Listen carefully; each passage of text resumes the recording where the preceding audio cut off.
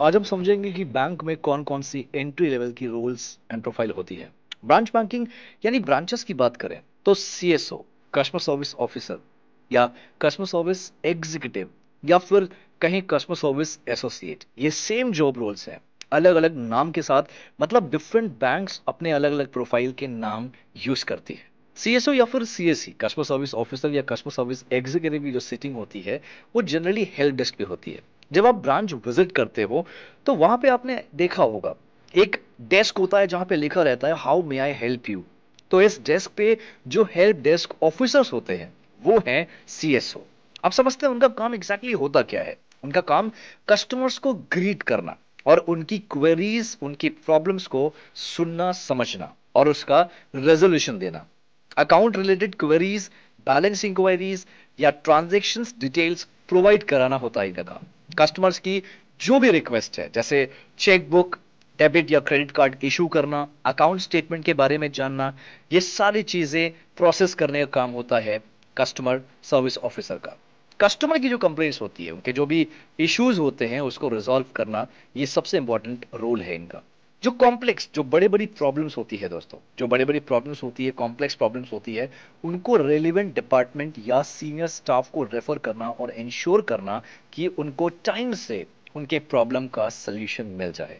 Cash deposits, withdrawals, fund transfer, bill payments, ये सब कुछ प्रोसेस करने का काम होता है कस्टमर सर्विस ऑफिसर का।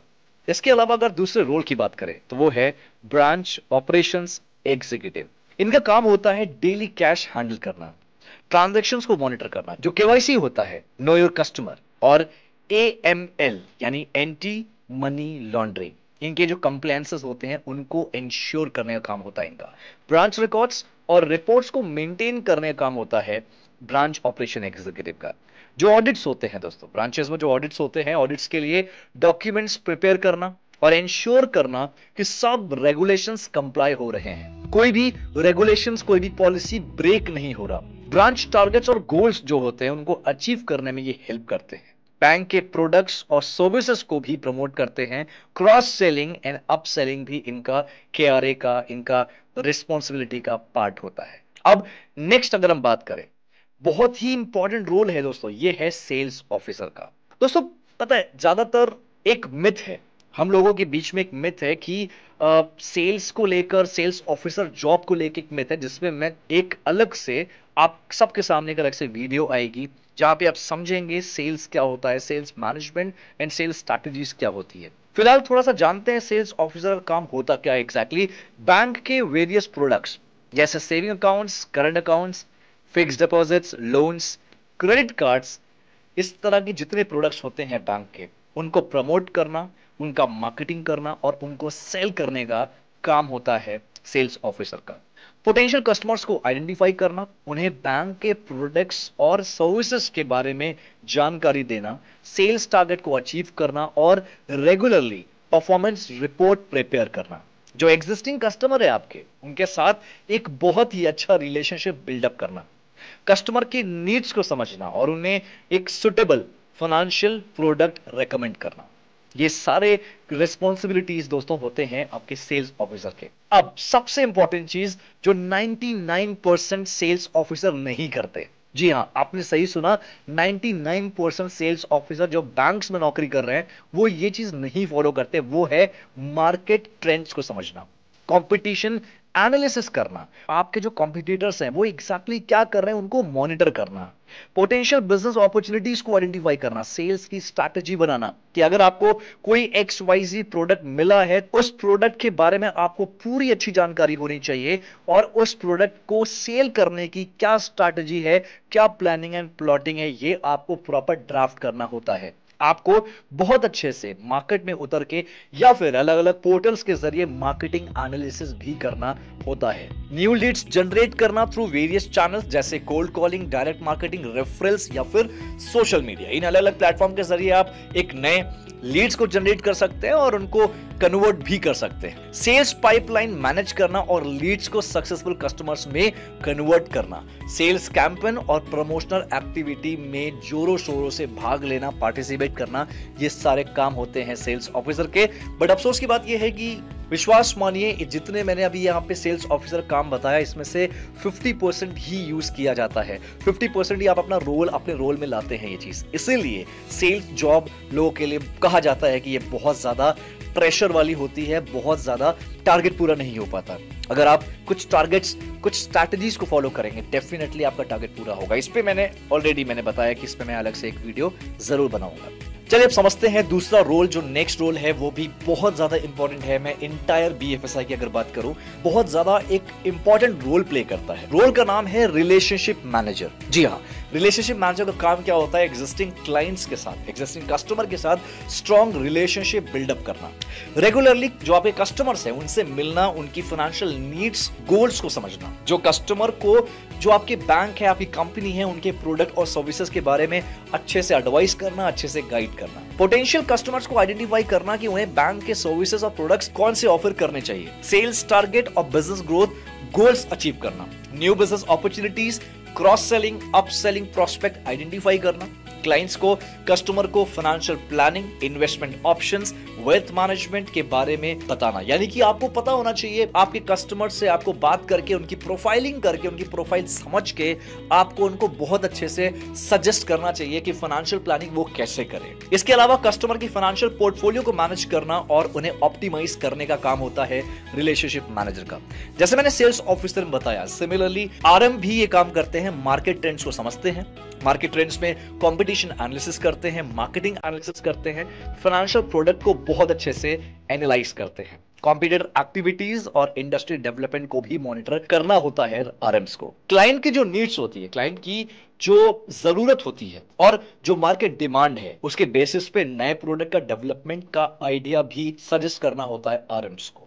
दोस्तों आरएम्स पे भी एक अलग से मैं आपको डिटेल दूंगा कि आरएम कितने अलग अलग कंपनीज में या बैंक्स में कितने टाइप्स ऑफ आरएम्स होते हैं। तो आरएम्स भी एक फ्रेशर या फिर एंट्री लेवल की जॉब होती है, लेकिन एक जूनियर लेवल पे आरएम्स होते हैं ये। अगर आप एक्सपीरियंस होते हो, धीरे धीरे आपकी पोजीशंस बढ़ती जाती है। ऑलराइट, हालांकि जो बताया ये सारे काम, ये सारे रिस्पॉन्सिबिलिटीज होती है एक आरएम की। नेक्स्ट जॉब रोल की अगर बात करूं, वो है टेलर। आप सबने सुना होगा टेलर मतलब कैशियर, जिसे हम कैशियर बोलते हैं चलती भाषा में। इनका जो काम होता है, ये फ्रंट लाइन पे काम करते हैं और कस्टमर्स के साथ डायरेक्ट इंटरेक्शन होता है इनका। कस्टमर से कैश डिपॉजिट्स और विड्रॉल्स प्रोसेस करना, कैश ट्रांजैक्शंस को एक्यूरेटली रिकॉर्ड करना एंड बैलेंस मेंटेन करना, कैश काउंटिंग, वेरीफाइंग एंड डिस्पेंसीज जो होती है उसको रिजॉल्व करना, चेक डिपॉजिट्स प्रोसेस करना और चेक्स को वेरीफाई करना। एंड ऑफ द डे पे एक रिपोर्ट प्रिपेयर करते हैं कैशियर या फिर टेलर और ब्रांच मैनेजर को सबमिट करते हैं। रेगुलेटरी और कंप्लायंस रिक्वायरमेंट को फॉलो करना होता है इनको। सस्पिशियस ट्रांजैक्शन, सबसे इंपॉर्टेंट बात, जो टेलर का सबसे इंपॉर्टेंट रोल है वो ये भी है कि टेलर को सस्पिशियस ट्रांजैक्शंस को आइडेंटिफाई करना होता है, रिपोर्ट करना होता है, एंड अकाउंट स्टेटमेंट और ट्रांजैक्शन हिस्ट्री भी प्रोवाइड करना होता है। अब बात करेंगे, बहुत ज्यादा डिमांडिंग रोल है जिसकी मैं बात करने जा रहा हूं। ये बेसिकली आपको फिनटेक इंडस्ट्री यानी कि फाइनेंस कंपनी जो होती है वहां पे आपको देखने को मिलेगा। वो रोल है फाइनेंशियल एनालिस्ट का। अब ये फाइनेंशियल एनालिस्ट एग्जैक्टली करते क्या है? नाम से पता लग रहा है, फाइनेंशियल एनालिस्ट मतलब एनालाइज करना, कोई चीज समझना। तो ये बेसिकली फाइनेंशियल डेटा को एनालाइज करते हैं, रिपोर्ट्स प्रिपेयर करते हैं और डिसीजन मेकिंग प्रोसेस में असिस्ट करते हैं। ये role strategic planning, risk management और फाइनेंशियल परफॉर्मेंस इंप्रूवमेंट में काफी अच्छा कंट्रीब्यूट करते हैं। इनका काम होता है फाइनेंशियल डेटा को एनालाइज करना, रिपोर्ट प्रिपेयर करना, जो एनुअल बजट्स और लॉन्ग टर्म फाइनेंशियल प्लान होता है उसको डेवलप करना, बिजनेस यूनिट के साथ कोलैबोरेट करना होता है इनको, ताकि रियलिस्टिक और अचीवेबल बजट सेट किया जा सके। तो ये काम होता है फाइनेंशियल एनालिस्ट का।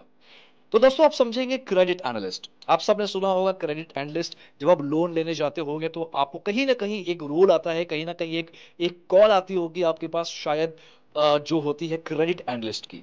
अब क्रेडिट एनालिस्ट का काम होता क्या है? यहां पर भी हम समझ रहे हैं क्रेडिट यानी कि लोन, एनालिस्ट मतलब जो एनालाइज करता हो। एक फिनटेक या फाइनेंशियल भाषा में यही होता है, फाइनेंशियल इंफॉर्मेशन को एनालाइज करके लोन एप्लीकेशन और क्रेडिट वर्दीनेस ये एसेस करते हैं कि कोई भी कस्टमर को हम लोन दे सकते हैं, किसी भी कस्टमर को हम लोन दे सकते हैं या नहीं, या कोई भी कस्टमर लोन लेने लायक एप्लीकेबल वो है या नहीं। ये कौन एनालाइज करता है? Credit analyst. ये रोल रिस्क मैनेजमेंट और फाइनेंशियल स्टेबिलिटी इंश्योर करने के लिए बहुत क्रूशियल होता है। नेक्स्ट जो रोल है दोस्तों वो है इंश्योरेंस सेल्स एजेंट। रिस्पॉन्सिबिलिटी इनकी होती है इंश्योरेंस पॉलिसी सेल करना, न्यू क्लाइंट्स अक्वायर करना, एग्जिस्टिंग क्लाइंट्स को सपोर्ट करना और एडवाइस प्रोवाइड करना। इसके अलावा है क्लेम्स ऑफिसर, यानी कि इनकी जो जिम्मेदारी है, जो रोल है, वो है इंश्योरेंस क्लेम प्रोसेस करना, क्लेम डॉक्यूमेंटेशन वेरीफाई करना, क्लाइंट क्वेरी को हैंडल करना। इसके अलावा जैसे अंडरराइटर हो गया, क्लेम ऑफिसर हो गया, रिलेशनशिप मैनेजर हो गया, इनके अलग अलग हायरार्की होती है दोस्तों। ये स्टार्ट तो करेंगे as a claim officer, as a RM, as a underwriter junior level पे। तो अंडरराइटर अगर जूनियर लेवल पे आप ज्वाइन करते हो, एंट्री लेवल पे ज्वाइन करते हो, तो आपका काम होता है इंश्योरेंस एप्लीकेशन को इवैल्यूएट करना, रिस्क असेसमेंट करना, अंडरराइटिंग पॉलिसीज को फॉलो करना। तो दोस्तों ये कुछ ब्रीफ में रोल्स थे। डीएफएसआई में इसी तरह के इंफॉर्मेशन के लिए जुड़े रहिए हमसे। और अगर आप भी डीएफएसआई का हिस्सा बनना चाहते हैं तो थोड़ा सा इंतजार तो बनता है दोस्तों। 23 जुलाई, जी हाँ 23 जुलाई को कुछ ऐसी इंफॉर्मेशन आपको मिलेगी, कुछ ऐसी जानकारी मिलेगी जो आपके करियर के लिए बेनिफिशियल साबित होगी। तो बिल्कुल अड्डा 24/7 से जुड़े रहिए, स्टे ट्यून, अपने ऊपर काम करते रहिए, पढ़ते रहिए, बढ़ते रहिए। थैंक यू सो मच दोस्तों।